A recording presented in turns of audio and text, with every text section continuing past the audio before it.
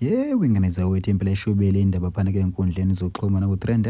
owazakhela igama kuma-idols umthokozisi indaba nje bese solo unkosikazi wakhe ngomshendezela uNandipha Sefoloko naye wazakhela-ke igama-ke kwizitori-ke zikaqeda isizungu kumzansi-ke bhayisikobhu-ke njengoluthando bafethu-ke ngaphandle basikhuluma kakhulu-ke ngicela uba nginethulele yena-ke umthokozisi-ke indaba-ke ezisholo-ke yena-ke mathupha nani-ke nizwele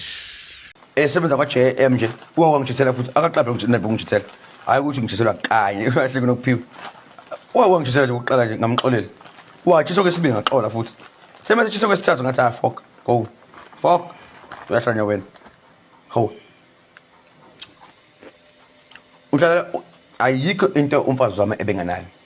kumshini okwasha to yonke into ayefuna bengaza sure mina Mthokozi ngokwandaba sibonga ukuthi umfazi wami nayo yonke into ayifunayo manje angikwazi ukuzothuka abantu abangazi ukuthi kwenzakalani ayikho nje into etheni bakwethu uNandipha nje ufebile kahle angifuni ukubusha mention amagama abantu ukuthi ufebile obani kodwa ufebile nabafana babili omunye uyazi uya-actor omunye uyashutha uyi-DOP so ufebile nje nginamavidiyo akhe confess